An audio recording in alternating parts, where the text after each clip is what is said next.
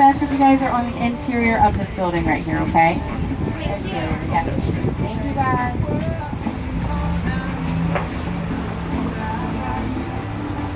Alright, my friends, today we are starting off our beautiful jungle expedition tour in the Ahupua'a or land division of Kualoa. Now, my friends, everybody say Kualoa. Kualoa. Perfect. Now, Kualoa, translated, my friends, means long back, okay? Now, there are two representations of that translation. With that being said, the first one is the first one is that beautiful, wow. Sorry. Let's talk about this again. In front of us, that big, beautiful mountain's name is Kualoa. Okay?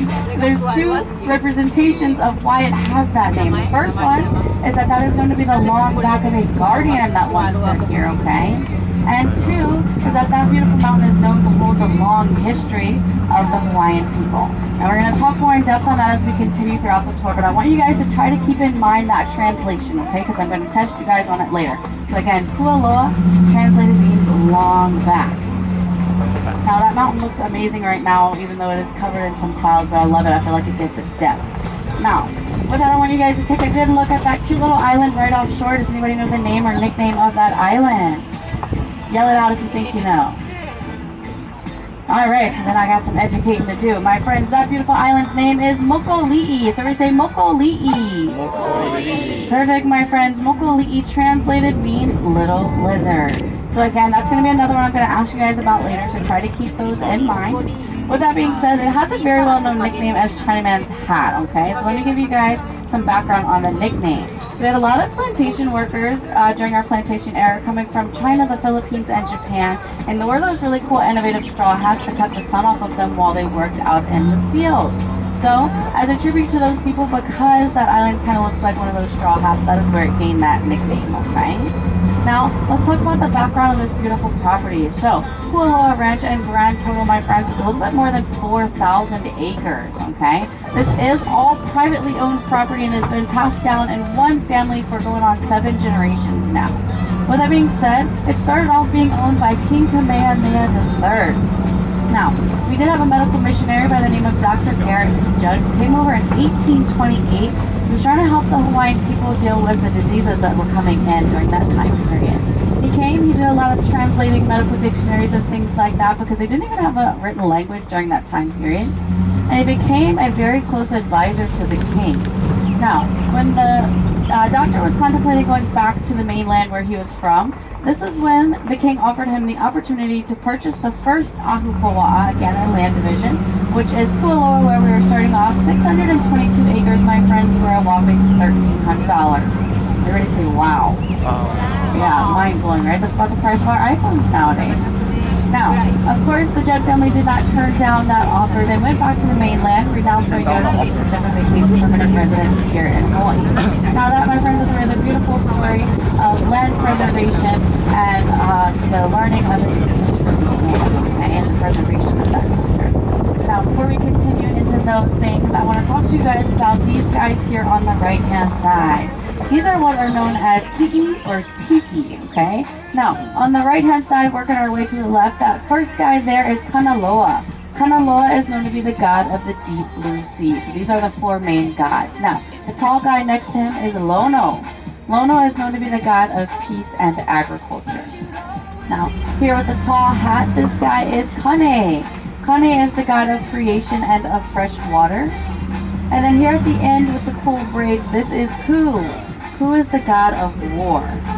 Now, my friends, again, these are the 4 main gods in the Hawaiian culture, but there are known to be about 30,000 demigods below them, okay? Now, with that being said, if you guys have watched the movie Moana, which I always suggest doing so, it does an amazing job sharing the Polynesian culture, then you guys already have a jump start on those 30,000 demigods with the demigod Maui, because they do a really good job in that movie. Now, as we move forward, we're going to start to bend the corner here. This trail has felt pretty smooth thus far, but I want you guys to know it's going to start hitting the rocky road trail that I was mentioning to you guys earlier.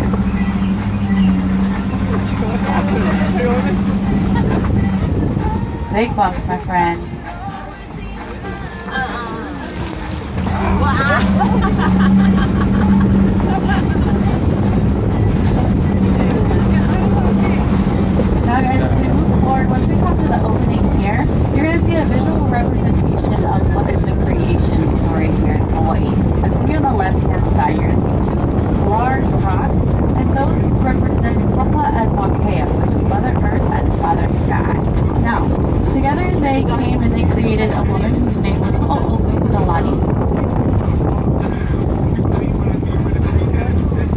she came to Earth and she bore a child. Now, sadly, her first child was a stillborn, and with that being said, she went up to the highest peak at Kualoa and she planted the child into the ground. She mourned over this gravesite, her tears watering the grave. From it sprouted the very first kalo plant, which is what you guys are seeing here on the left-hand side at the end of this rock structure. Now, everything on the kalo plant, my friends, from the roots all the way to the leaves, is edible.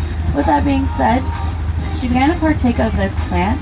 She was able to gain strength and nutrients. Now, a little bit later in life, she conceived a second child. When she had this child, it was a strong and healthy boy, and as he continued to grow, he was given the task of taking care of what was seen as his older brother, or that kalo plant. So we watered it, nurtured it, continued to make sure that it prospered. And with that being said, this is where we gain one of our biggest sayings here in Hawaii, which is malama aina, malama kanaka, which means if you take care of the land will in turn take care of you.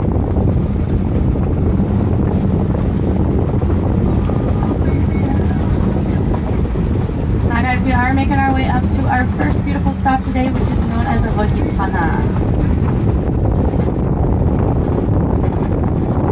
Now if you would like to, we're going to start working our way up the stairway here. If you don't want to go, you don't have to. You're welcome to stay on the vehicle. I'll be back there to help you guys out.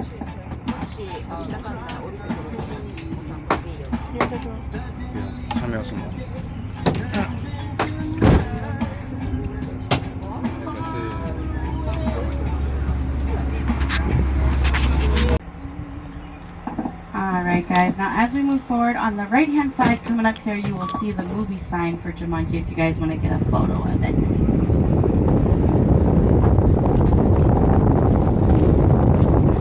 Now, these big beautiful trees that we are seeing all around us right now, those pink flowers coming off of them, and they kind of look like the trees with the lines when you pay close attention. These, my friends, are known as monkey fly trees. Now, they are not native to the Hawaiian Islands, but because they provide that big, beautiful canopy, which is amazing shade, right? They brought these in when we first started doing cattle ranching, and they're originally from South America, even Africa. Now, with that being said, of course, we are then an active cattle ranch. We do have over 700 head of cattle currently on property with us. With that being said, we have 3 different types of cattle. We have red Angus, black Angus, and the white ones you guys can see are known as Now, my friends, we get the opportunity to eat here on property with us today. So at Auntie Pat's Cafe or here with a package deal today where lunch is provided for you. And I'm going to let you know that a vast majority of the things that come from our cafe are directly from the Aina or the land. Property. So a lot of it is nice and fresh directly from the source here, okay? We are also the only people on island to do oyster farming, okay? So coming up soon, hopefully we'll have some more oysters back in our farmers markets this coming Thursday through Sunday if you guys have the opportunity to come back. Now my friends, we are still in Kualoa. We haven't made our way yet, but I do want to go ahead and again forewarn you, because lots of boats that will be coming up as we start to make our way up into the mountainside. So if you have a hat on again, just be mindful as we start going up the hillside, it's going to get breezy, so you might want to hold on to your beautiful hat if you love it. And then we do have the opportunity to also see some of our wildlife. So we do have wild boar or kualoa here on property and on the island as well as mongoose, and then of course the feral chicken. Yeah, she has some chicken on her right hand side now. Now, with that being said, the translation of Hakuku'u, my friends, means broken hills. So use your imagination, of course. That means a lot of ups and downs, lumps and bumps, and that is where all the rickety hills are from.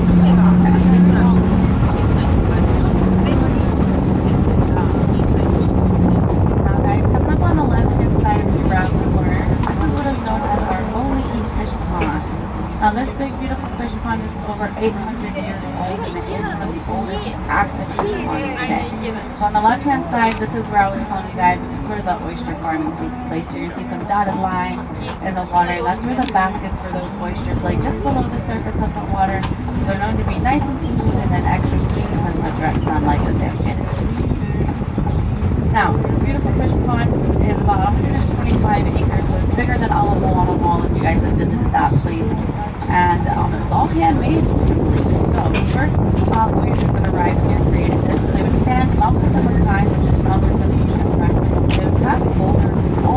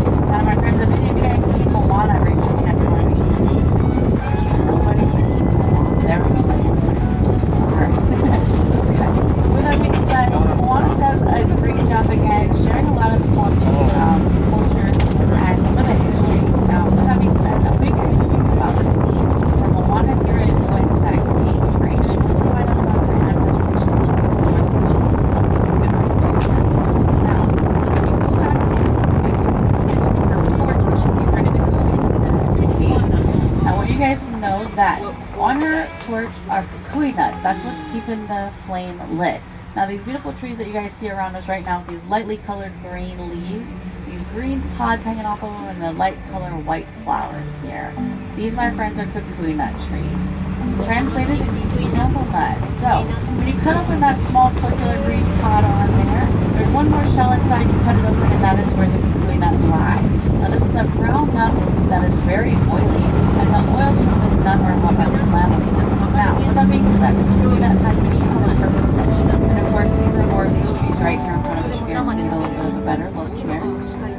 Now, the sap from this nut, when you crack it open, is known as pilali, and it was extremely sticky. They also use this as an adhesive, okay?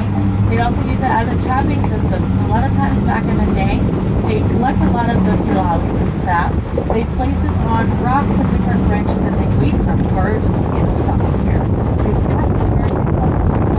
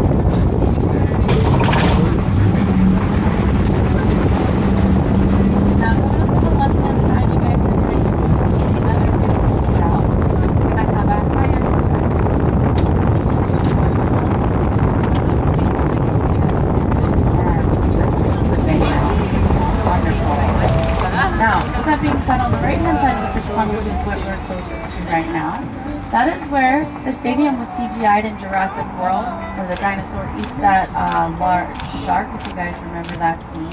Down below the tree line is also where the Kualoa Cafe was for 51st base. If you guys have watched Pirates of the Caribbean, then a lot of the sailing scenes took place right here in the bay that you guys are looking at, as well as Henry's sailing scenes in 51st base as well.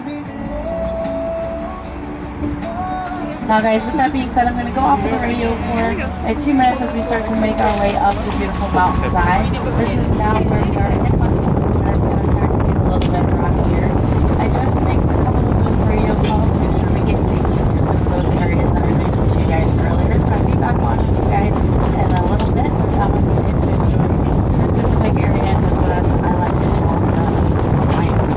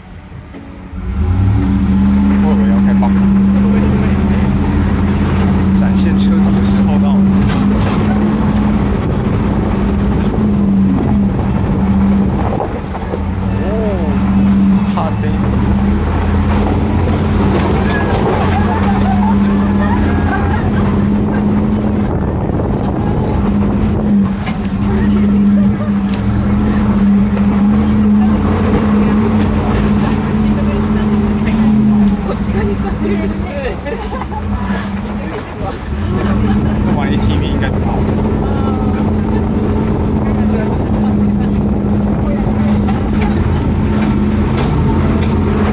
这个才像卷毛机，刚刚那个。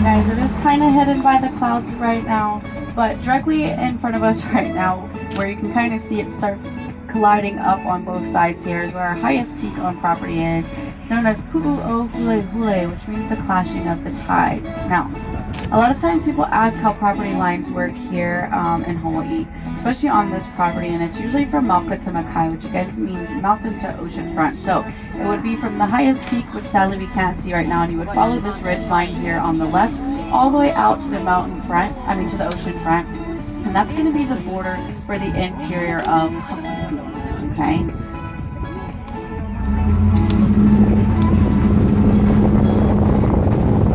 Now, also that mountain gets its name, flashing of the tides, because once you guys, if you decide to do the hike today, you'll be up on a beautiful viewpoint where you can see it looks like Kualoa Mountain, meeting with Mount Mana are coming together, and you've ever seen two waves collide, they make a high pitch, right? They make a splash. So Mount Mana is on our northern of our property, so you'll be able to visualize it on your left, and then the Kualoa will be on your right, and you can see how these mountains look like they can come together and create that high point.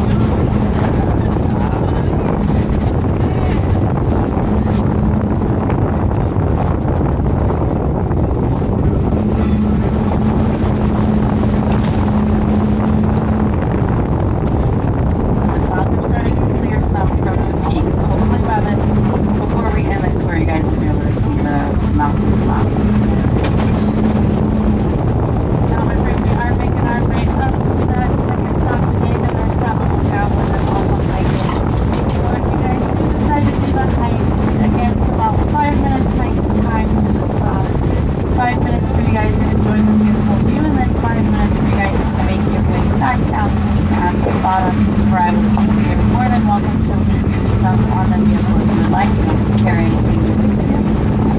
With that being said, again, you'll have a beautiful visual of Kualoa Valley from its highest view, I should say. So we do have a couple of walking sticks up here. If you guys would like to please feel free to grab it, but if you do not need them, make sure you leave them here so that you can have the opportunity to use them. Now it is wet, so I want you guys to make sure that you're taking some time, making sure that you are looking where you're stepping, so that you're not slipping and sliding. I don't want you guys to be those off all the time. Definitely not.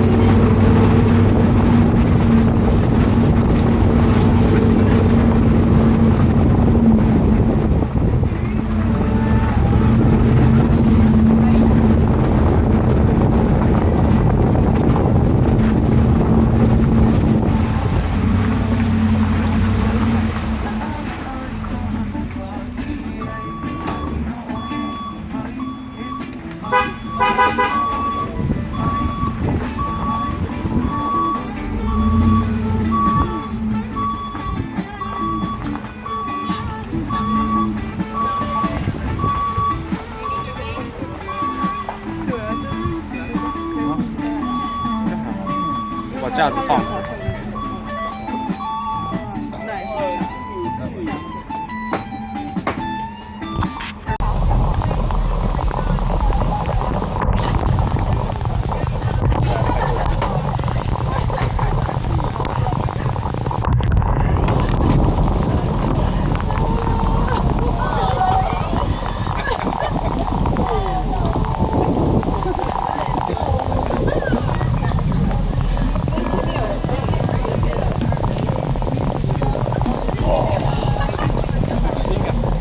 它还挺亮的。还挺亮的。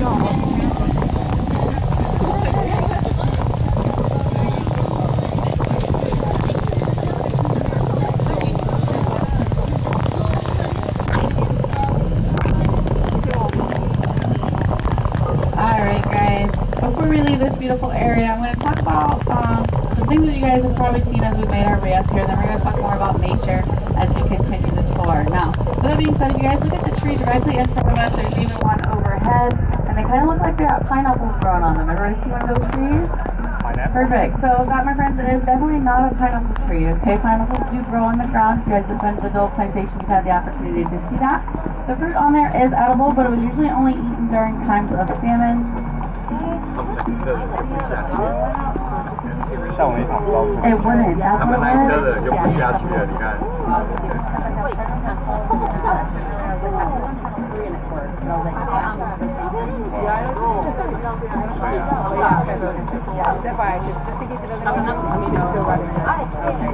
I know, because she also doesn't go like that's how it went out. But it should be back up.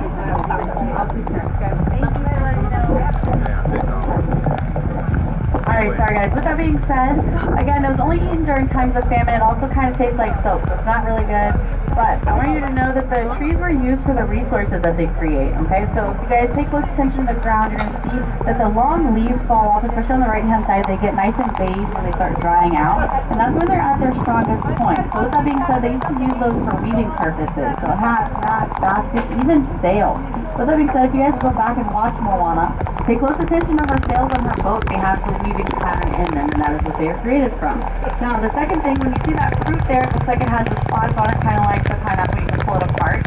When it falls down and it dries, it looks like this. So you guys can pass this around, and it has bristles like a paintbrush. They use it like a paintbrush and toothbrush back in the day. So you guys can pass that around. Somebody please hold on to it for me till the end of the tour so that I can get it back.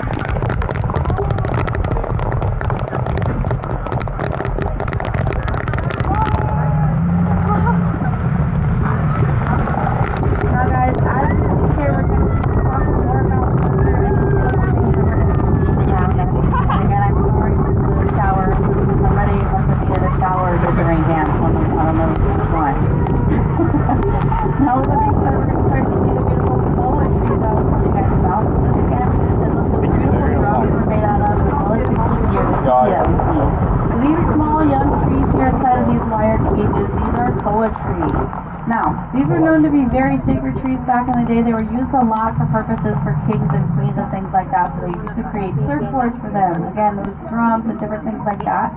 So because it was used so highly, and this tree actually sadly takes about 100 years to mature, okay?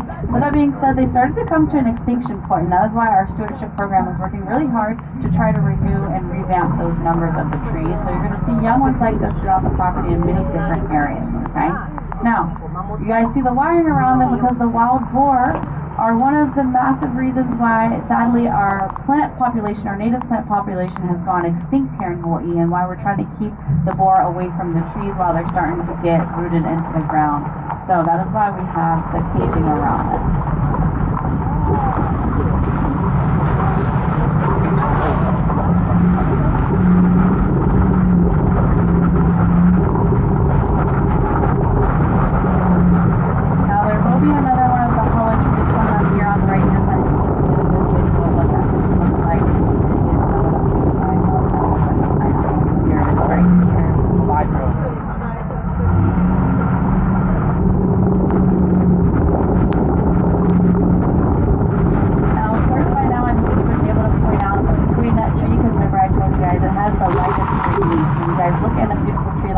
Recognize it because its leaves stand out that light color green.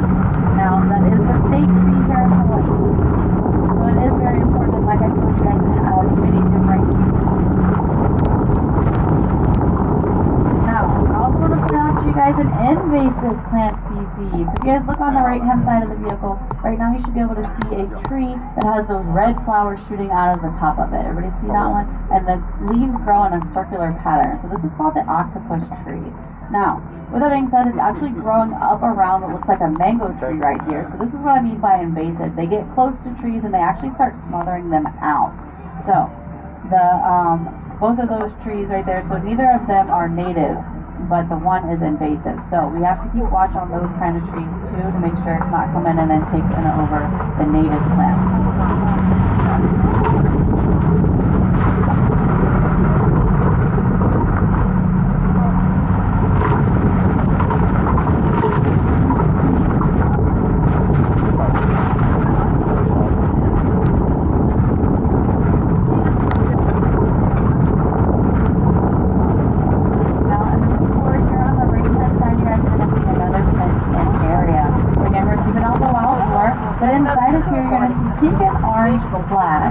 Now these are where native plant species at young ages are that the stewardship program is keeping track on, and they're giving these plants the opportunity to get nice and strong and hopefully multiply, because when they do, they come in, they take a couple of them, leaving at least one behind, and they plant them throughout various areas on the property so that they can continue to up the numbers of these beautiful plants.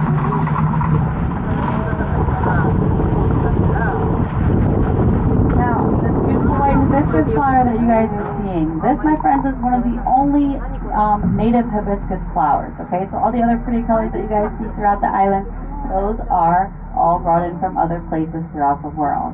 This pretty fan palm tree as well is the only native palm species to the Hawaiian Islands. So the coconut trees and all the other palms are from other places throughout the world as well.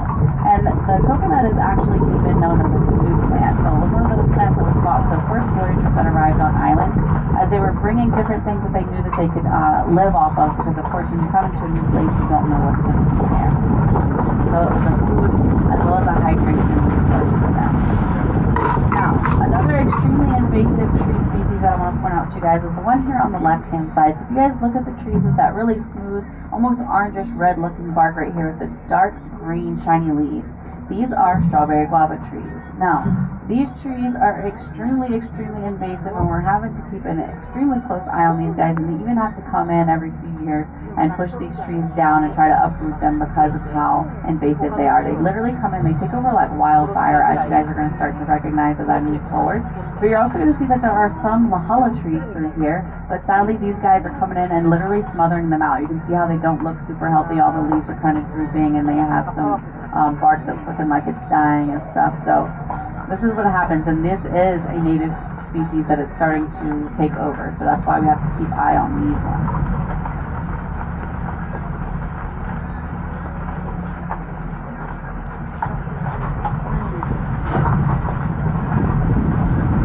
Now going back to the hollow trees. For the hollow species, there is actually a male and female version of this tree.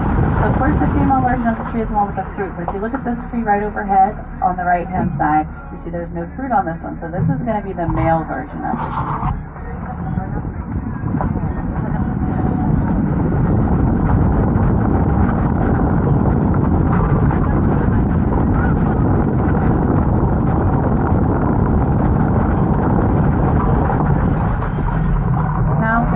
Coming up to is what is known as Kualoa Lookout. This lookout is named after Kualoa. She's one of the many wives of King Kamehameha III, and he actually gifted her with a beautiful property of Kualoa. Now, with that being said, whenever a property was given to a royal, king, queen, or an elite, that meant that they were usually the only ones that allowed on the property, right? It was meant for higher ups only. Now, with that being said, Queen Kualoa was a very generous queen. She actually allowed about 30 families to live on property with her and help her upkeep the land. Now, as a thank you to her, they planted her favorite fruit throughout this property, which was the mango. So, this large green tree in front of us with the dark green oblong leaves, these are mango trees. You get a good visualization of this tree, then look at the vantage point on the left. You're going to recognize that these are everywhere, okay? So all of those huge dark green leaf trees are all mango trees, my friends.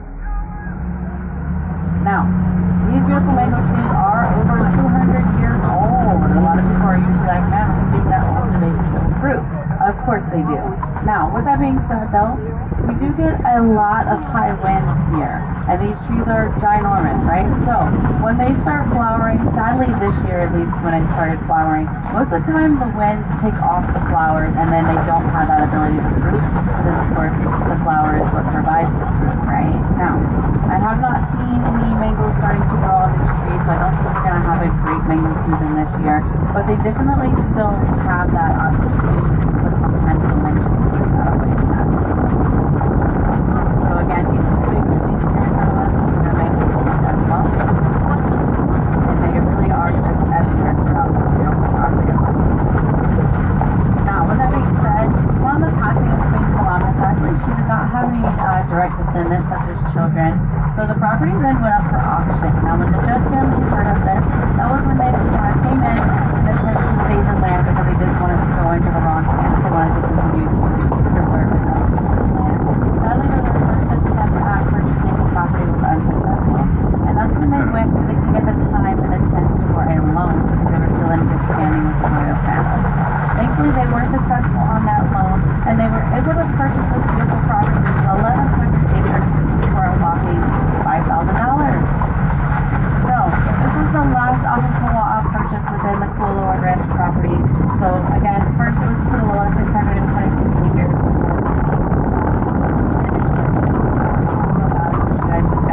From the height, 2,200 acres for $4,000, and then this is the last one.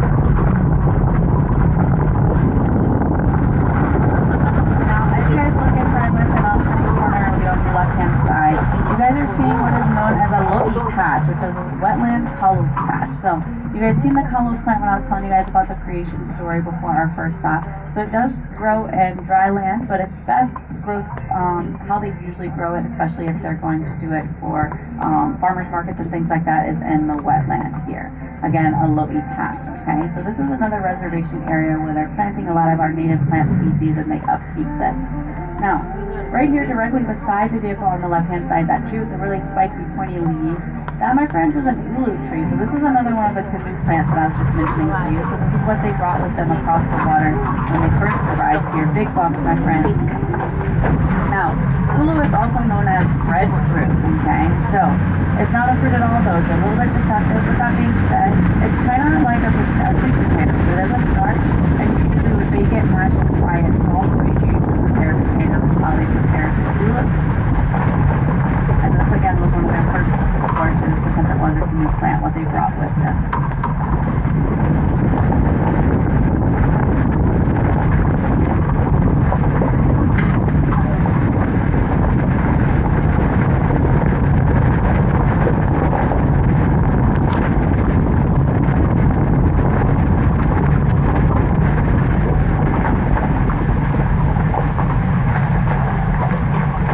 Big bumps again as we cross the waterway.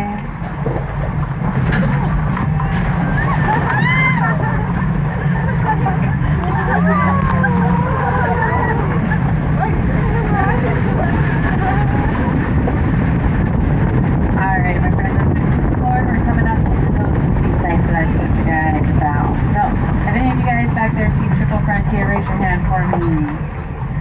Alright, guys, so here in Hawaii we have this thing called Netflix. You should check it out after this one. So that being said, this awesome movie has my husband Ben Affleck in it. Don't tell my wife this. Alright, so there's a couple of ex-special forces men. They decide to go on a final mission after retirement, and they're trying to steal money from a drug lord. Now, in doing so, they find themselves at the front gate of that drug lord's house, coming up with a scheme on how they're going to do this without being noticed. So, we're going to welcome you guys to the front gate of the drug lord's house. Now, as you guys take a look at this leftover set, I want you to know that it is made out of very cheap, fake material. So, the brick wall that you see here, my friends, is styrofoam plaster and a really good paint job. And then what looks like a steel gate is actually mostly 2x4s and a good paint job. So, it's really crazy how creative Hollywood is, and crafty as well. They make things look even realistic. But, my friends, they come out with these cheap materials because, again, they are giving you the dessert before we are anything else. So, they have to sign a contract when they come in saying that they're going to renew the land or sign up back to the original movie when they are done, and it's better than how they found it. So, they know the easiest way to do that is come up with cheap, light materials that are easy to break back down at the end of the filming process. Now, every once in a while, if something is or seems low maintenance and that it will not affect the ecosystem around it, then that is when they allow small things to be left behind for you guys to be able to view, okay?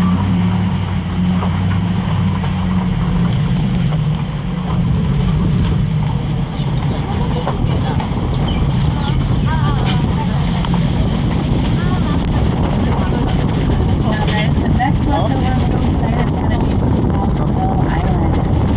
That's going to be the helicopter crash where dropping helicopters out of the sky.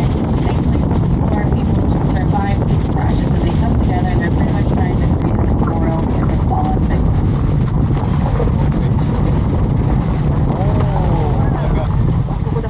Now, I just talked about how fake Hollywood is, but this, my friends, is one of those exceptions where this is actually the real outer shell of a helicopter here.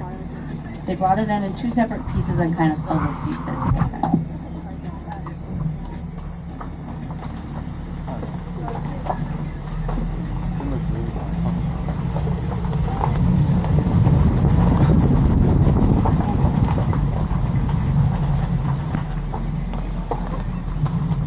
Alright guys, more big bumps going through this waterway.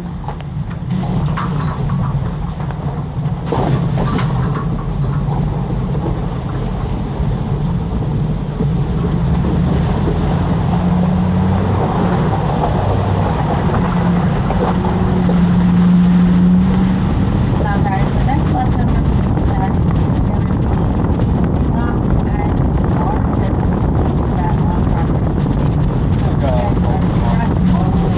We're going to be coming up to the IREX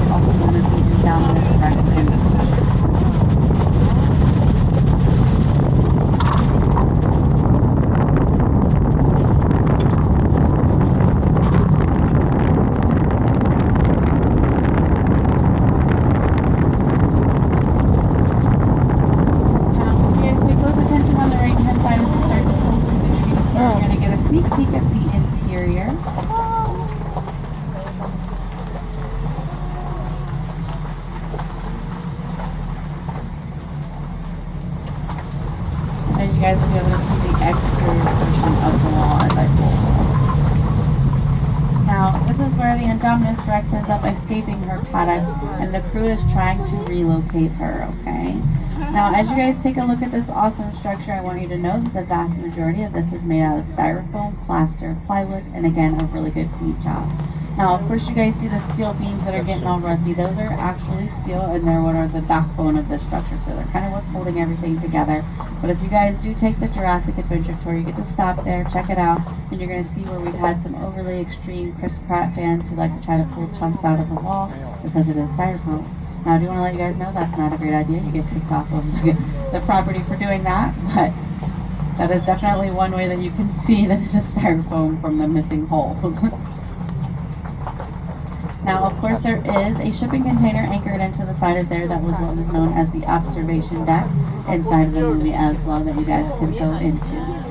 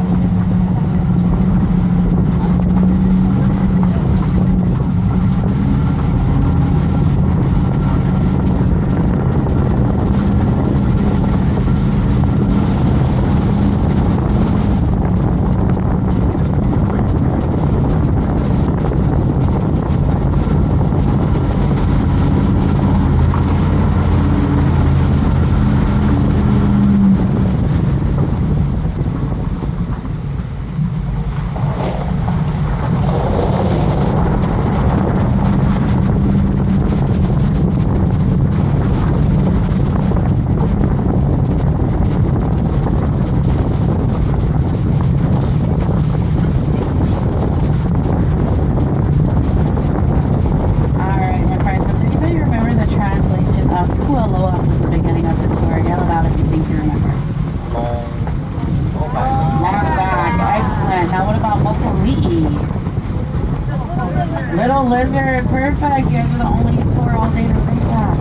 Alright, with that being said, there is a really cool little story that relates to those two because they were actually known to be one at one time. Now, if you guys have ever heard of the goddess Pele, she is the goddess of volcanoes and destruction. She resides on the Big Island. Now, she also has a younger sister, Hiyaka. And one day, Pele has a dream of a chief who resides on the island of Hawaii, and she falls in love with him. Now, she asks her sister to set out on a mission to retrieve the chief for her because she's unable to leave the island. Now, Hiyaka knows that she is not something and Hawaii is to cut straight to the island of Hawaii. Now, she arrives here in her she tries to touch the door, but she is greeted by a giant lizard. Now, my friends, this guy was the guardian of this land, and it would be very sacred to her. Now, with that, the lizard calls her sister to come to Kualoa sacred ground. Now, Hiyaka was not hearing for an answer, so they fell into a battle that lasted 3 days. On the third night, the lizard realizes he is not strong enough to defeat Hiyaka as the name of God and starts to leave. Promptly, she grabs the woman by its tail. This is when it rips off and she throws the lizard's tail out into the ocean. Now, a punishment on what had just happened, the lizard turns back to look out at his tail. Distracted, Hiyaka delivers a final blow. She defeats that lizard. Now, my friends, this beautiful lizard is known to still lie here asleep to this day. So you guys take a look up at Kualoa Mountain on our left-hand side. Of course, again, Kualoa's translation means long back, and so if you guys take a really close look just above the tree line up there, you're going to recognize that those are dark almond-shaped caves. Does everybody see that? Right up here? Perfect. That's known to be the eye of that lizard. Now, if you see it slants down on the right, that's the side profile of his nose looking out at the water. If you follow the ridge line up, it goes to his neck, his big broad shoulders, and his Kualoa or long back. And as I pull forward, you will see that at the cliffside, it just drops off.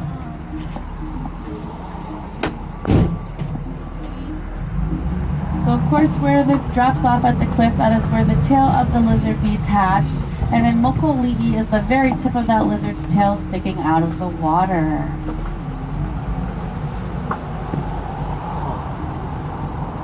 Now, my friends, I'm going to relate this again back to Moana. So if you guys remember in that beautiful movie, at the end of the movie when the goddess Tafiti, right, when she lays down and in that peace of her heart, she is the land itself, right? She is that island. So that is a great big part of the Polynesian culture. We greatly believe that the land is alive, that it deserves respect, that it has feelings, okay? So that is why we support that here in Kualoa Island. We take care of the land. Because we greatly believe if you take care of the land, then it will in turn take care of you, okay? Or return that same energy of mana.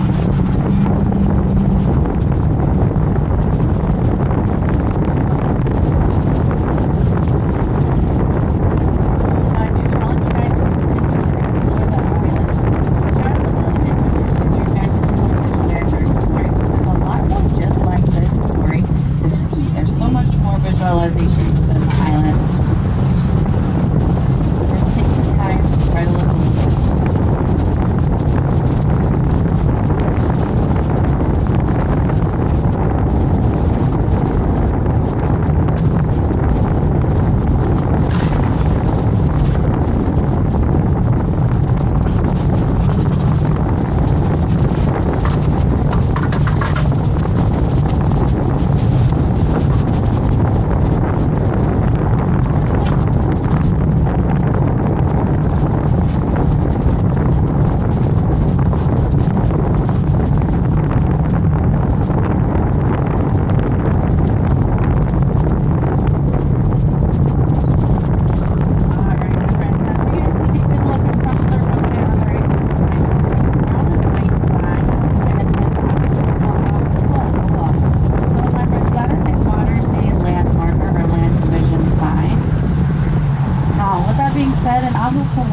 Ahu is altar of Kualoa is a pig, so usually, or back in the day, it was a pig altar that represented the land division markers. So as soon as we pass this, that means that we are going to be leaving Haku and entering back into Kualoa. And if you guys look directly on the right hand side of the vehicle, this is what an Ahu Kualoa would have looked like back in the day. So again, a pig head sitting on an altar of rock. Again, this is how they name things literally for what they were, but this represents a land division marker.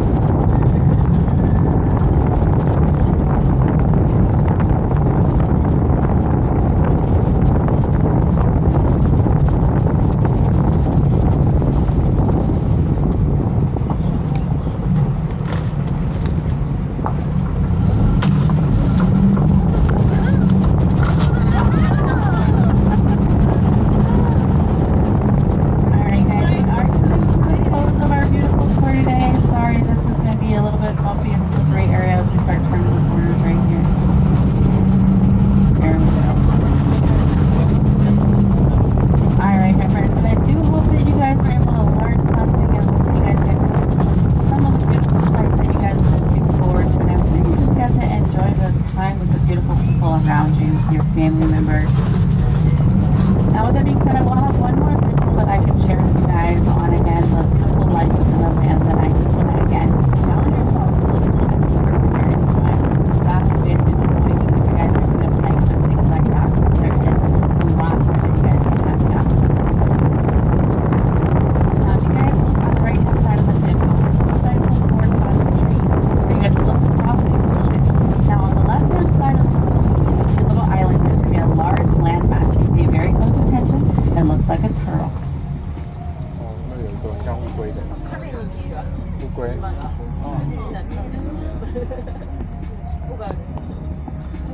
Perfect. Alright, my friends, so that does close out our beautiful tour today. So on behalf of myself, Shantae, hopefully you think I'm your super awesome tour guide, and the awesome owners here at Kualoa, we want to thank you guys so much for being here for these beautiful tours, because without you guys, we're not going to be able to be up to this beautiful land as it is. Thank you guys so much. And for